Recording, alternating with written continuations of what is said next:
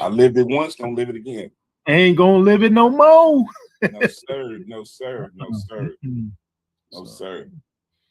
All yeah. praises, man. I'm this topic has sparked a lot of questions from a lot of people.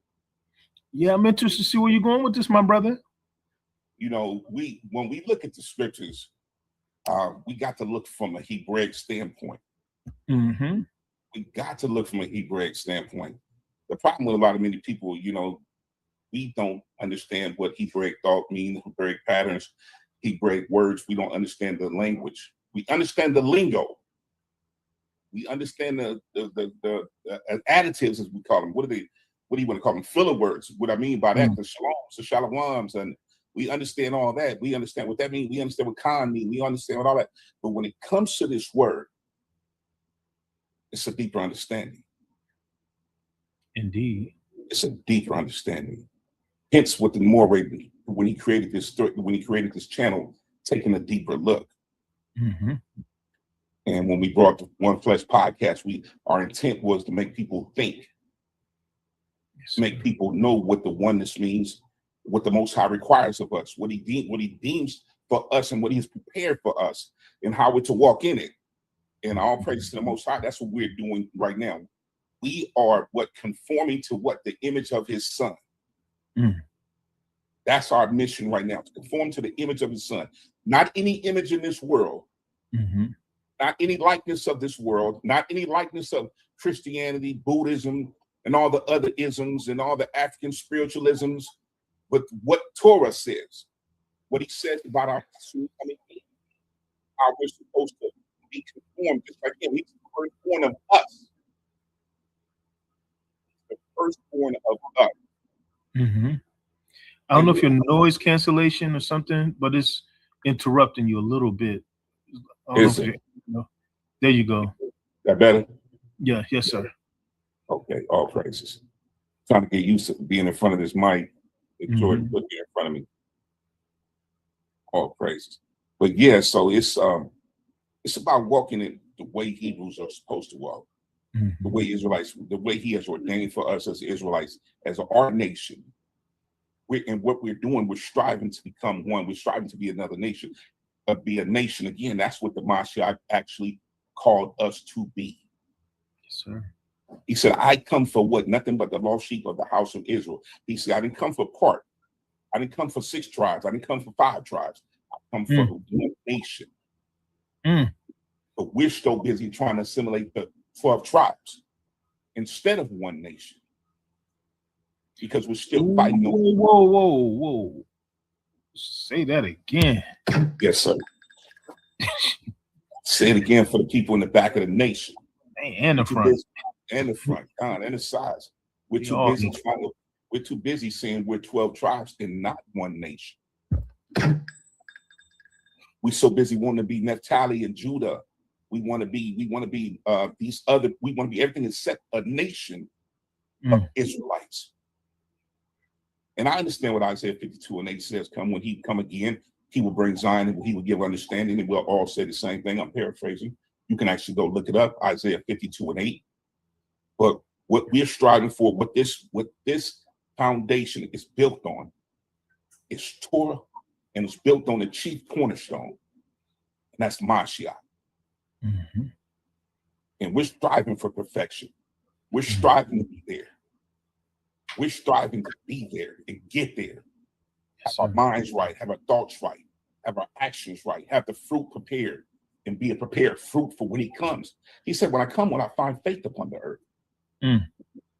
Will we be the obedient people to love one another, to love each other as what Mashiach teaches, to love our wives as Mashiach Mm-hmm. loved the church and gave His life for it? Will we be fine being obedient to that? Will we be fine being obedient to the scriptures until the day He come, or to the day we die? Which one? Pick. That's the only choice. There is nothing outside of this word. And when I put the title together, I said the daughters of Yah are not whores.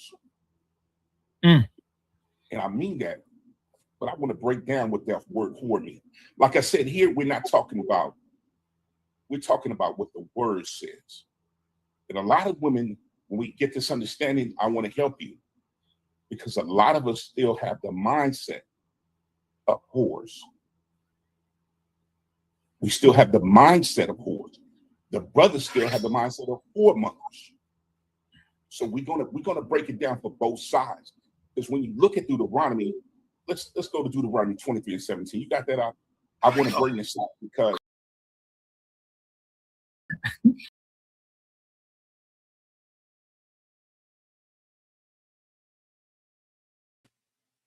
Shalom, everybody. Shalom, shalom. Shalom, shalom, shalom.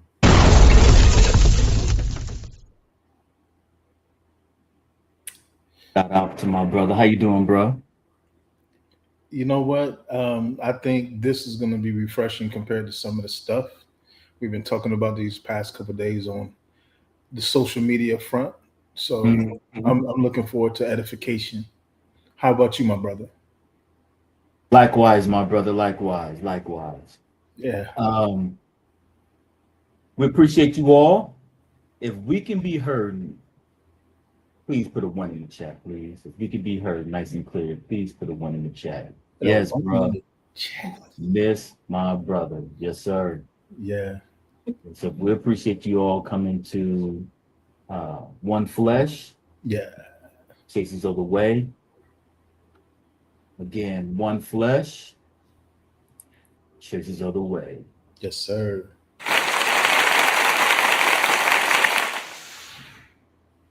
This is a podcast that Elder Suka bin Maccabees created for Chasers of the Ways, taking a deeper look. So again, in his transition to rest, we said that we would carry on his vision for One Flesh. Yes, sir. Yes, So again, we're going to try to come maybe twice a month. Or however we're led. Yeah. So again, we appreciate you all. Get that word out there if you can. Please hit that like button as you come in. Share the video. I believe it's on Facebook as well, on Yehokanah Ben Yah's page. And also you can go to Taking a Deeper Look on YouTube. Hopefully these lessons will be edifying, encouraging in the times that we're living in. Yes, sir. Anything you want to say, my brother? Nah, just felt a little nostalgic. You know, I think it's a wonderful tribute to the big homie Giac. He can't be duplicated. You know, he can't be duplicated. You know, we're going to come with the flavor that we're going to come with, but at the same time, man, I can't help but miss his ominous presence and know that it was always fun doing these builds and bringing this edification with the big brother, because this is something he was truly passionate about. It ain't that we're not passionate, but the brother was truly passionate about marriage and couples and us being a cod and things of that nature. So, yeah, don't miss the big brother. And this is our first one since he's gone. So, yeah, we're gonna carry on and work. We'll carry on the work. So Yeah. again, we appreciate you all. We ask that you guys be patient, because as Ben Yah stated, there's only one Suka bin Maccabees. We would definitely walk in our flavor. Yeah. And so hopefully, again, it'll be edifying, and hopefully you can come away with some encouragement. Tonight's first edition without Suka, it is titled, "Have You Seen Her?" Tell me, have you seen her? And I will sing, but people gonna leave if I sing. Oh yeah. We don't want to sing. Don't do that. But it's a play on that song from the Shylights. Have you seen her? So again, hopefully there'll be some edification. I was kind of thinking as I was wrapping up my work day, I would be totally lost if I was in the dating pool in today's society. Man. You got to keep in mind, I am a young man, middle-aged man that has been married almost 30 years. I've been with the same woman for 34 years. Mm-hmm. And the thought of having to date or try to find a spouse in today's society, I really don't know if I could do it. Yeah. To learn another woman. Look, just to the mindset, man, just unless the king get off the throne himself and say, yo, she is for you, I just probably just stay single. So yeah, I'm good. Yeah, man. I was really like thinking about that, like, man, Yeah. I'm that brother to open doors and, shut doors. And I'm like, do women today like that still? You know what I mean? Like, I wouldn't even know where to start. Yeah. It's kind of scary, man. So my heart definitely goes out to those that are in that pool. And we pray that the Most High will allow you to see her.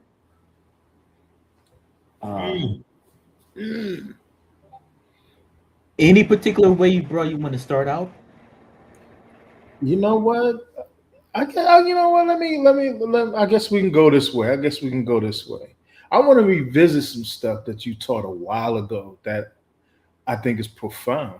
I think it's profound from the standpoint the enemy was very strategic in his attack on marriage. And because of that, I think we need to maybe start there, because I think when you talk about seeing her, I think one thing that we as brothers have to get to or come to the understanding is what is it that we're supposed to be seeing? Because, yeah, Rebecca, Sarah, according to the scriptures, they were pleasing to the sight of their suitors, talking about Abraham and Isaac. But at the same time, it's more than just physical looks. You know,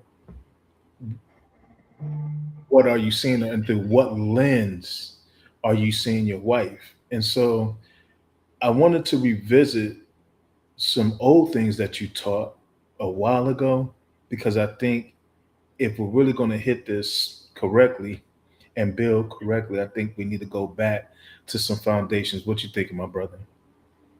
Good, man. It's kind of remind me of what the king said when I believe they were talking about divorce. And he took them back to Genesis. He took them back before Moses had to write ordinances and judgments and statutes in regards to this very thing. And he said at the beginning it wasn't like this. It was not so. And I guess like when you really ponder that statement, it's a heavy statement. I've been kind of thinking about the king from that perspective, how a lot of the brothers and sisters in the New Testament, when they saw the king, when they wanted his attention, I noticed they would mention his name as the son of David.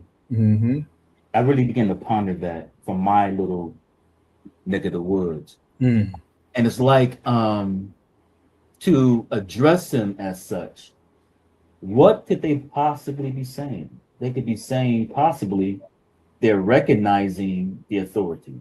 Yeah. Bring David's name up, David was a righteous king. Yeah. And if you're saying son of David, you're recognizing he being the king. And if he is the king, then we understand that whatever comes out of his mouth has to be so. Carry some weight. Because I've never seen a king, believe me and my wife was discussing this, I've never seen a king who went back on his word. It was taboo. What was that? It was taboo. Yeah. Whatever the king said, even if it came against what he truly wanted to do, because he spoke it out of his mouth. It had to be so. It has to be so. Mm. And no matter how it comes off, there's going to be someone Mm. that's going to carry out the edict of the king Mm. to save a life, kill a life, to bring goods, to take goods. There's going to be a servant that no matter what the king says, Mm-hmm.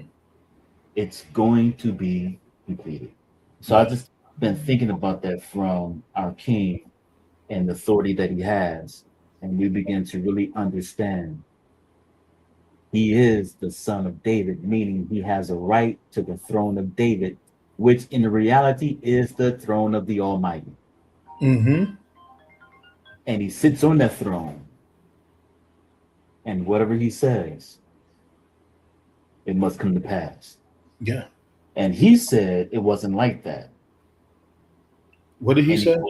He said it wasn't like that. So the king saying from the beginning, we just weren't swapping out wives like we kind of doing today.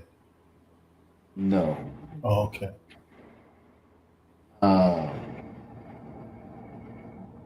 Women have there's a bad stigma around women today. And for the most part, it's rightly so from the lens that you will look at it from. But I believe from a Hebraic point of view, Mm. and from a deeper lens, Mm-hmm. I can see why the adversary would do what he did. Yeah. Again, one flesh. Sukkah's thought behind it was marriage, having strong family. Mm-hmm. Mm-hmm. So these lessons, or these conversations, I should say, they'll be geared towards married couples and those that want to be married. Hopefully it can touch, wherever you are. And if you don't want to be married, that's fine as well. There's room for those that have a certain work to do, and which does not consist of having a spouse. Mm-hmm. So again, that is fine as well. So again, we appreciate you all coming to class. Don't know if I saw any ones. Okay, I do see some ones. Yeah, there were some ones. Um, Shalom to the family. Shalom. I see Sister Tasha with the precepts. Sister Shalom. BJ. What's up, Sister BJ? Our baby sis, baby girl. What's up, Lady K up in the building? Don't hurt him, JoJo up in the spot. building. She's in the building. She's in the Shalom, building. sis. Brother Briggs. Can We Talk podcast? Like, share, and subscribe to that brother's page if you haven't. See the songbird. Tolerating us, brother. She be tolerating me, trying to make fun of her on the slide. But yo, I'm proud of her, and I'm proud of the wife she's been to my brother, man. My brother's been happy since '94. I've seen it from the beginning, y'all. And it's not fake. It's real.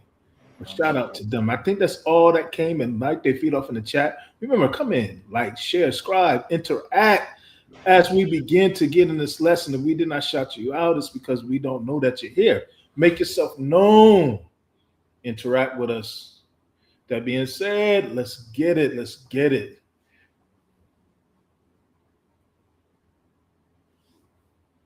Hopefully you guys can see the screen. Yeah, boy.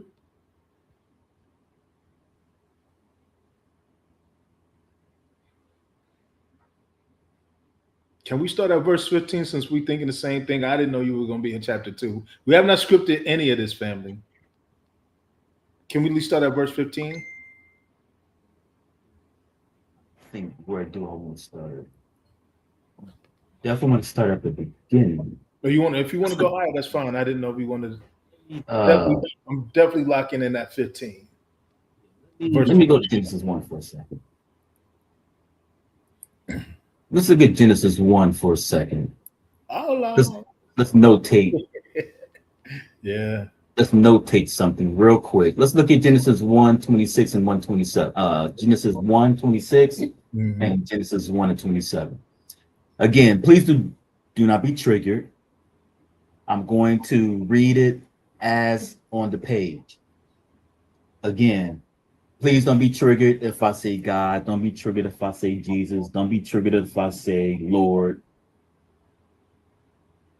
Please don't be triggered. Genesis chapter 1 and 26. It says, Then God said, let us make man in our image, according to our likeness, so that they will have dominion over the fish of the sea and over the birds of the sky and over the cattle and over all the earth and over every creeping thing that creeps on the earth. Let us make man in our image and give them dominion. Verse 27, and God created man in his own image. In the image of God, he created him. Male and female, he created them. And he called him what? Adam. Interesting. He created him, male and female. He created them. Mm-hmm. Let's say we're going to start at verse 15. Mm-hmm. Genesis chapter 2, starting at verse 15. Mm-hmm. Then Yahweh God took the man and set him in the Garden of Eden to cultivate it and to keep it. So he gave him work. He gave him an assignment. Now, there was an excellent lesson that our brother taught, Moray taught a while ago, talking about the garden and what that garden meant Hebraically. We're not talking about a literal garden. We're not talking about a literal garden. We're talking about a place that was set up by the Most High for Adam to represent him, to serve and represent him. If anybody is interested in those, let me know. I will make sure that you get those links. I did recently post those in chasersoftheway.com for the breakdown of Eden and the Garden of Eden. But for the sake of time, he gave him an assignment. Verse 16. And Yahweh God commanded the man, saying, from the garden ye shall surely eat, but from the tree of the knowledge of good and evil shall you shall not eat of it. For in the day that you eat from it, you shall surely die. Then the Most High, or Yahweh God, said, it is not good for man to be alone. I will make him a helper suitable for him. Now, I found this interesting. This is just me. This may be something you guys have all observed before. I found it interesting because when you look through Genesis 1, and feel free to jump in on this anytime you want, brother. But when I look through Genesis 1, everything that the Father made, he said it was good. Everything was good. But when we get to Genesis 2 and 18, the Father says it's not good for man to be alone. That was the first time I ever noted that or noticed that. And so it made me ask the question, when you talk about good, was good the same as good in Genesis 1? Because sometimes you look at certain words in different chapters to be the same word, but in a different chapter, Hebraically, it means different. But good in Genesis 1 and good in Genesis 2, they meant the same thing. Tov. When you look at the Hebrew for the word Tov, it was literally a basket, a pictograph of a basket used to contain or surround something, and then the picture of a house or a tent Combining these mean to surround the house. To make it good means to surround the house. The house is surrounded by grace, beauty, love, health, and prosperity, being that is functional. So by himself, suppose male by himself. It said, it is not good for man to be alone. I will make him, or this man, a helper. The rest of the definition for that is something that functions properly. When it's tov, it functions properly. Better, well, goodness, goodly, best, precious, fine, wealth. All of these are in the word tov. So the Father is looking at Adam that he created. And he's saying, Adam by himself is not tov. Am I off on this, brother, or anything? Yeah, I'm gonna add to when you're done. Got you. So when he says, let us make a suitable helper for him, a helper, when you look up the Hebrew for that, you get, and my brother taught this lesson, you get the ayin, zan, and the resh. Izon, meaning ayin meaning the eye, zan or the madak, it's a tool called a madak, which is like a pickaxe. It helps dig up earth, dig up ground, and the man's head, or the man's thought, the head, his thoughts, his head. So he said, I will make him a helper. This is what a helper is. She is someone that sees the work that is in the mind or in the head. If I'm saying that right on, I don't really know how to combine the pictographs like that, but she's seeing the work. So whatever is in the man's head or whatever he understands to do, she is uniquely equipped to help him bring that forth.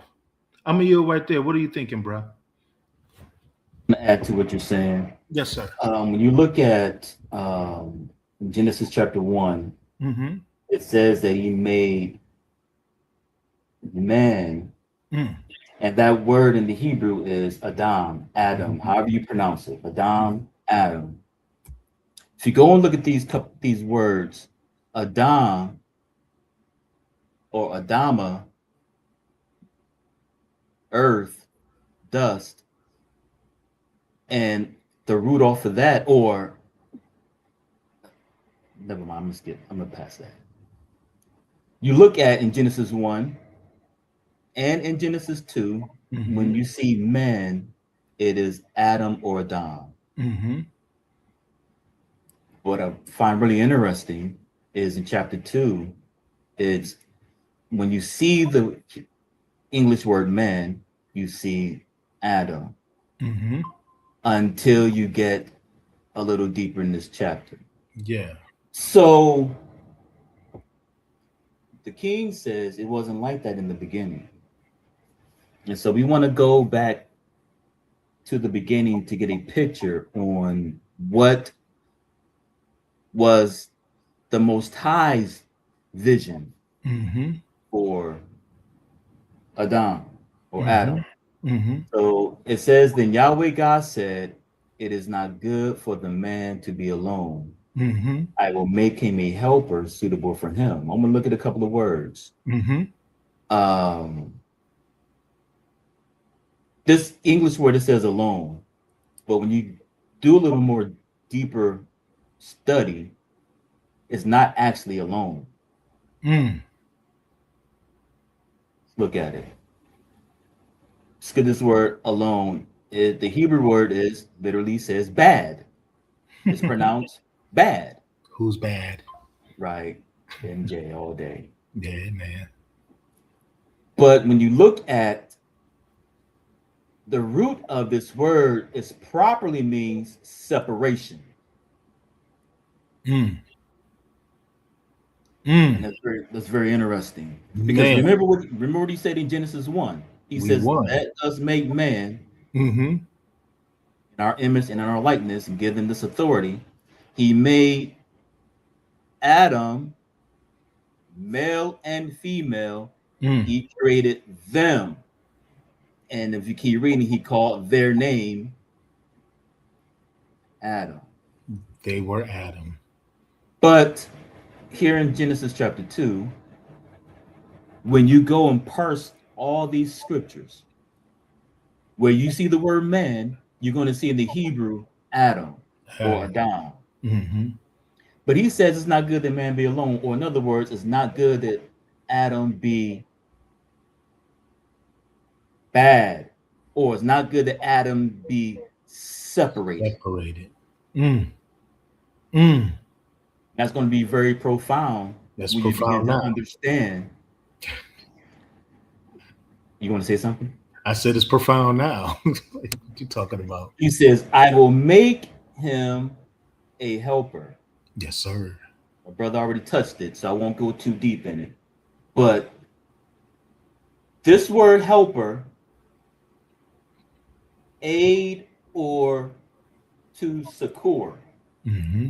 This word succor means an assistance and support in times of hardship and distress. That's the English understanding. Mm-hmm.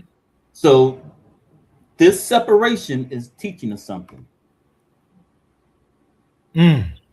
This helper is going to do something. And I notice this Hebrew word, it says suitable for him. For him. Mm-hmm. This is neged. Neged. Mm-hmm. And it says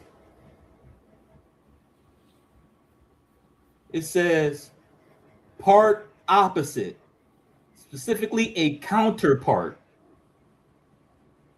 a mate. And that's very interesting when you see that Adam is separated. The Most High is going to make him a counterpart that's going to do something. Is going to do something. That's crazy that you said that, because the note that I had after going through the Hebrew of this is, for me as a man, I had to shoot my wife a text after this, but to me it was profound. I can't speak for no one else, but for me it was profound, because for me to function properly as a man, I need to be connected to the right woman, to my wife. So it's something that you're talking about separation or explaining being alone, because I didn't know this. I was just looking at when it said it's not good for him to be alone, I had to be connected to her in order for me to function properly. I need her to function properly. He already said it's not good for me to be alone or to be separate, as you just brought out. Are you? Can you be alive and be dead?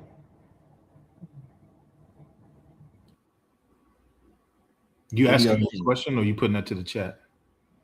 What do y'all think, Israel? Can you be alive and be dead?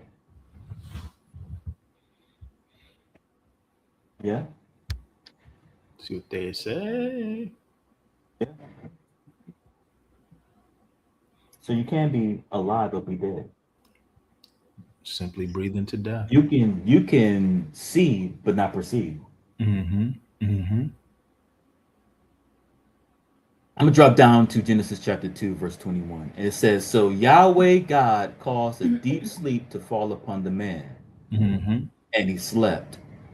Then he took one of his ribs and closed up the flesh at that place. What I find really interesting is when you look at this word for rib, and I don't want to go too deep and go too, because it's not really the point, but I just want to show something. This is good. The Hebrew word is salah.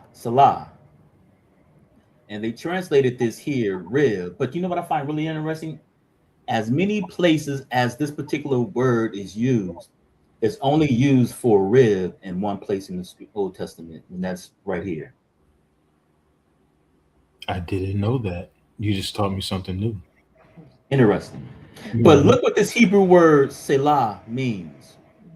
Side, rib, beam, plank, board, side.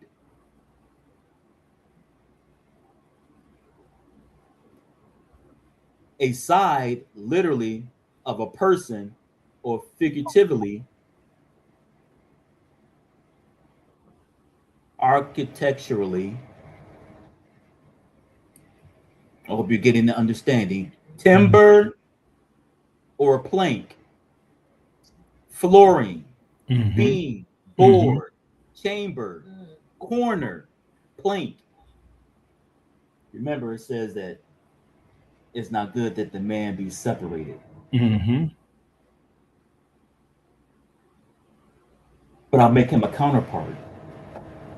Now, off the back, this particular word, Selah, is an architect word. It has the idea of building. It has beams, boards, wood, plank. And so if the writer is using an architect word, how is Adam being viewed? It's my summation. Adam has been viewed as a temple, as a project. And if Adam is separated from his rib, so the Most High then makes him a counterpart that's going to do what? It's going to strengthen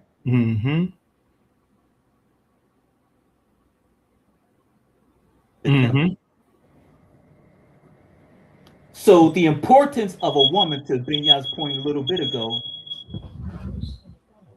is the woman was necessary to strengthen the man.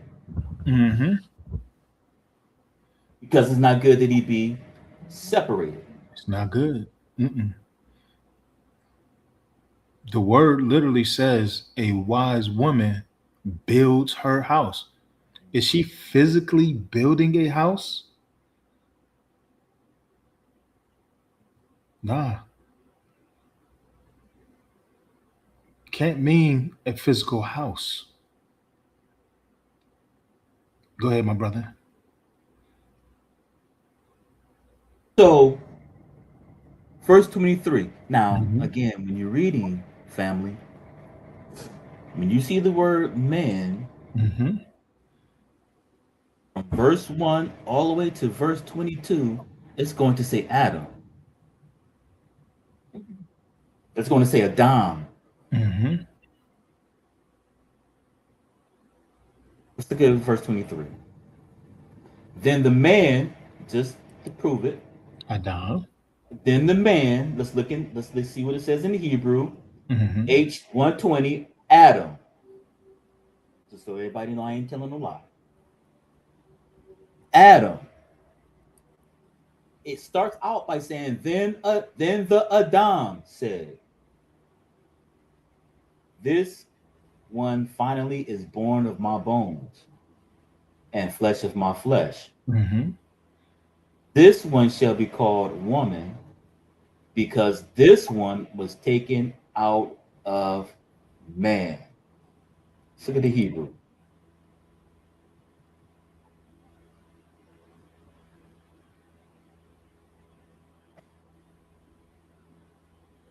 Flesh of my flesh, she should be called woman because she was taken out of Ish. Why is he using a different word? All through chapter 2, man was Adam. Why is that? Because Adam was separated.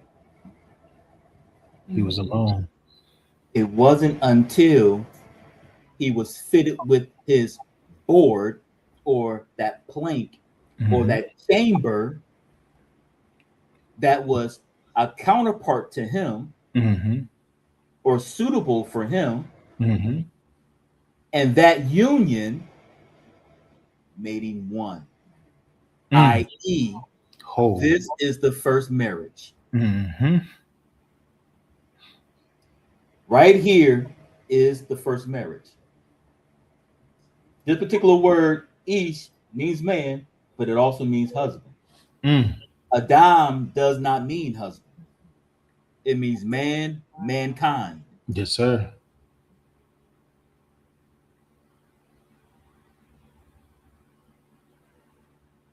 I don't think they're getting that. So, Chat mad quiet for something that you dropping bombs right now. I don't even know if the chat is really. If y'all understanding this, please put a 7 in the chat.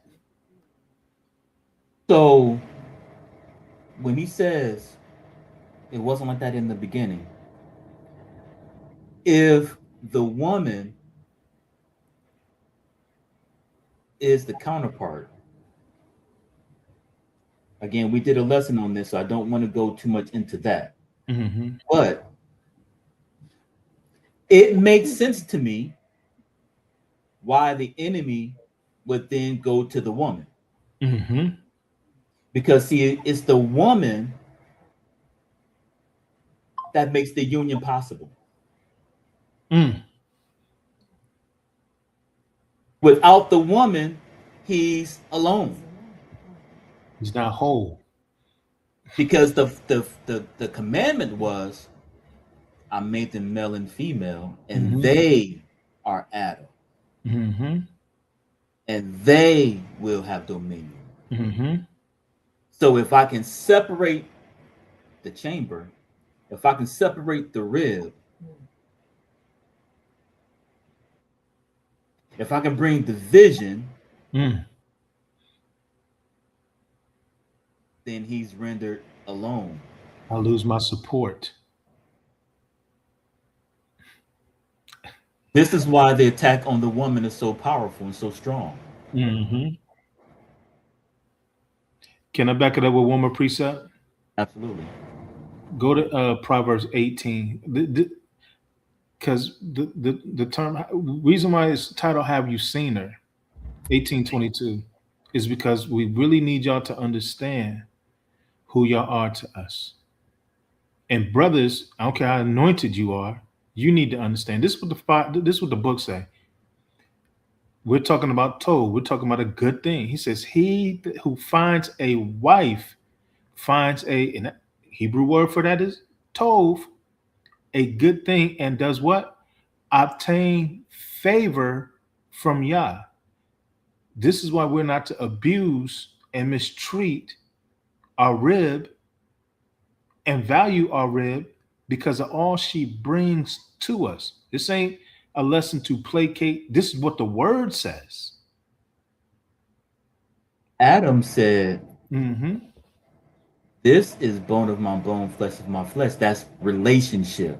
Yes. He's saying, We're this connected. woman is in relationship with me. Yes. We are in unity. Mm-hmm. We are, and you keep reading in Genesis 2, he says, that man will leave his mother and father and cleave to his support, His and support. they will become one flesh, one in relationship. Mm-hmm. He says, Adam said in 23, she will be called woman, or Mm-hmm. she will be called wife, Mm. not just a woman walking with two legs. This woman was a counterpart to him, meaning come from the same cloth, same ideology. That's why Paul told us Do not be. we can't be unequally yoked. Mm-hmm. That's not a husband and wife. Mm-mm. That's not a husband and wife. I don't care if you get married. Mm-hmm. I don't care if you say I do. If you're unequally yoked, that's not a marriage. That's not Mm-hmm. a Adam. That's not an Ish. and it's not a Isha. Mm-hmm. That's just a man getting married to a woman. Mm-hmm. But God didn't put it together. Oh, we making sense with that. Yeah. He who finds a wife, not a woman, from Mm-hmm. the standpoint of just a female, but this woman has characteristics that are a counterpart to that man. Mm.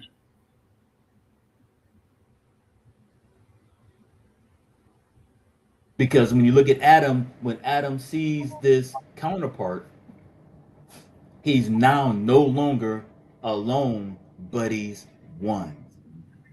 Oh. He found someone that is in relations to him. Mm-hmm. And he says, because she comes from husband. Is it ironic that the writer didn't use the word Adam there? So that union in 23 is a spiritual union. Yes, sir.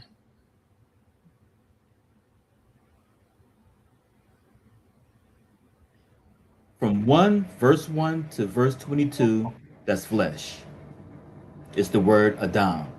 Mm-hmm. But when his support, the seer, the one who comes from him, isn't that what the king said? I come from the Father. I come from the bosom of the Father. Mm-hmm. This is literally a figure of what the Father would do in generations to come.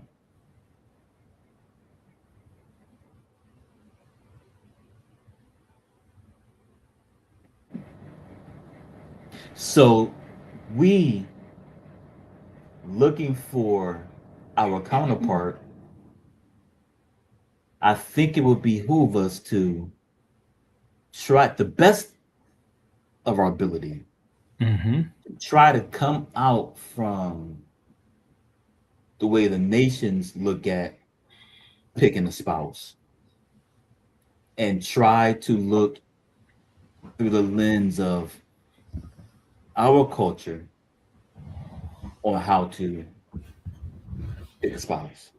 And I know it's very difficult, particularly in the time and days that we're living in, where we're such a visual people. Yeah. We're such a materialistic people, and we base our spouses off of these things in the physical. Mm-hmm. Carnality. Yes, and don't give leeway to see, is this woman a good fit in the other areas? But to the point of what you're talking about, that's why the man needs to see her through the assignment. What you're given a garden. What garden are you called to serve in?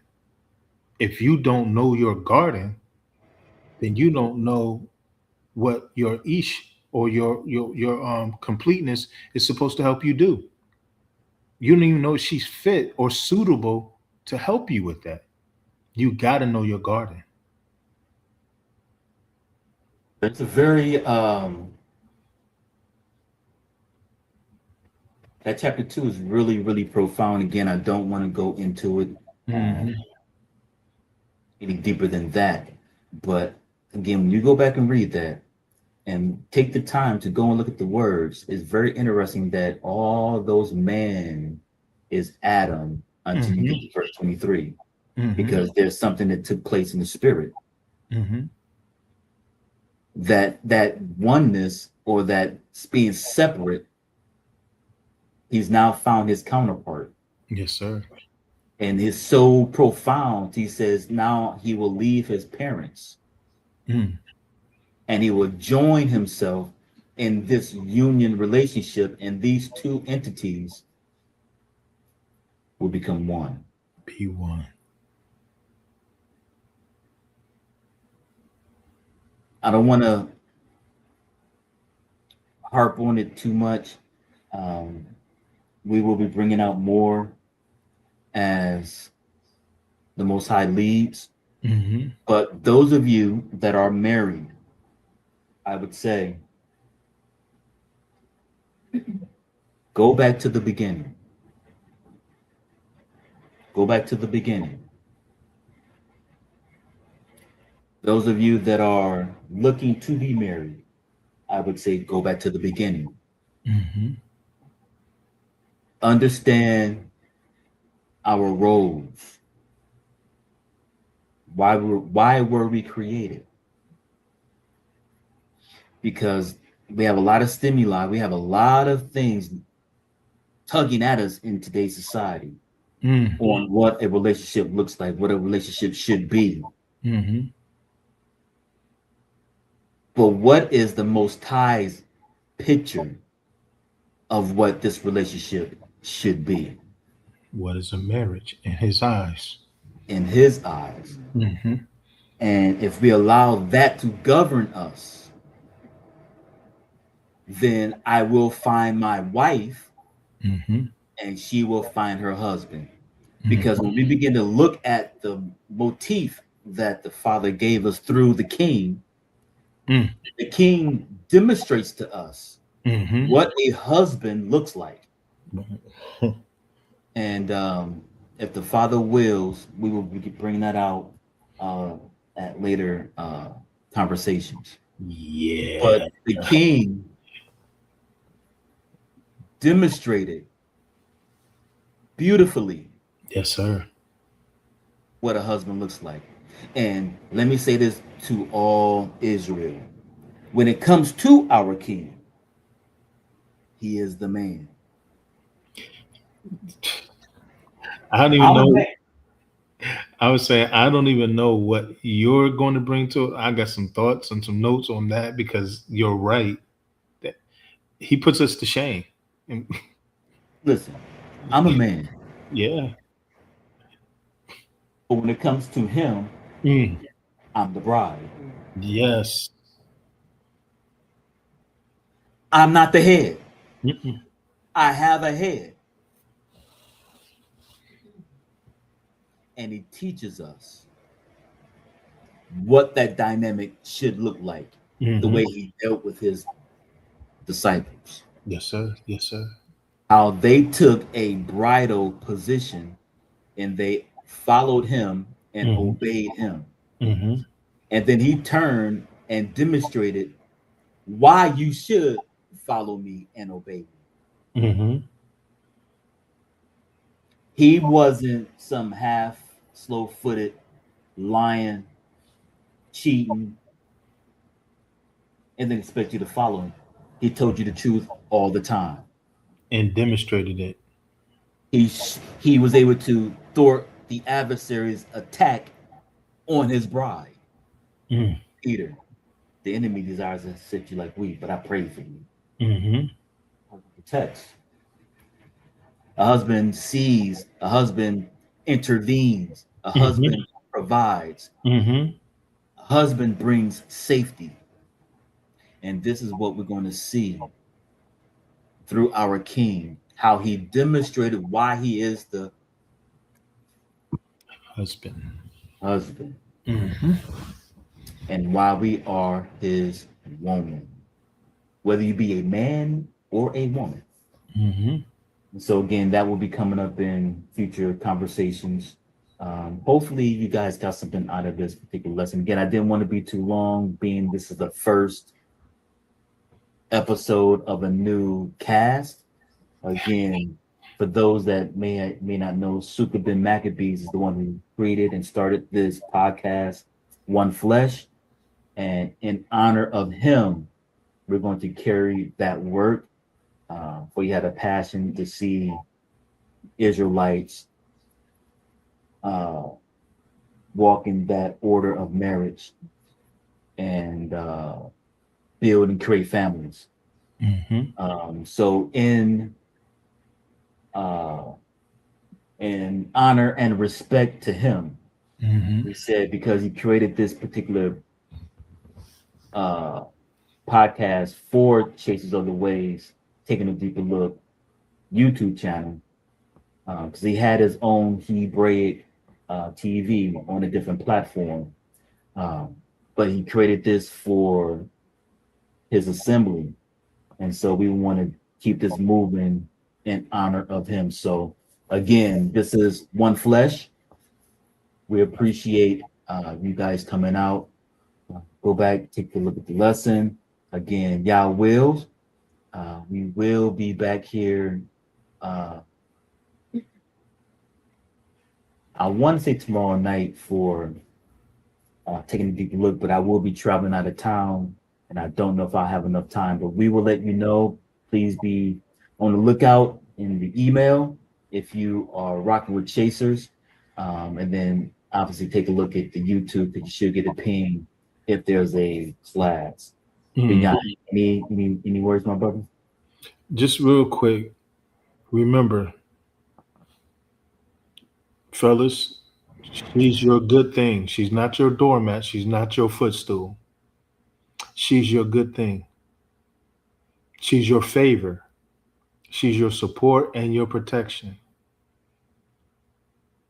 And ladies, because you are that, you're the reason why we are able to build. Can't build without you. So if we're not building, look in the mirror, because you guys help us build. You're built to dig and to push the vision. So if you don't understand the vision, find out what the vision is and help push it. But on a side note, before I go, I want to shout out my oldest child. She's 28 years old today, and I just wanted to let you know, my angel, the reason why the Most High used her to get me on track to start seeking him, my oldest, Imani. Happy birthday to my angel. And so I'm proud of her, and I be on her case, and she's doing well. I be on her case, but it's because I'm so protective. But yeah, she's 28 years old and she's doing her thing. So, Daddy, love you, and I look forward to kicking it with you a little later and celebrating. I know they out doing whatever. So, yeah. With that, I say shalom. So yeah, family. Again, we appreciate you all. Any comments? Any questions? Shout out to the servant, Yehukanah. Shout out to the servant. The other Yehukanah. Shalom, my brother. Shalom. Shalom. I see Kia Targaryen in the chat. Shalom, dear sister. Any questions? Is there any questions? Anything that needs to be cleared up?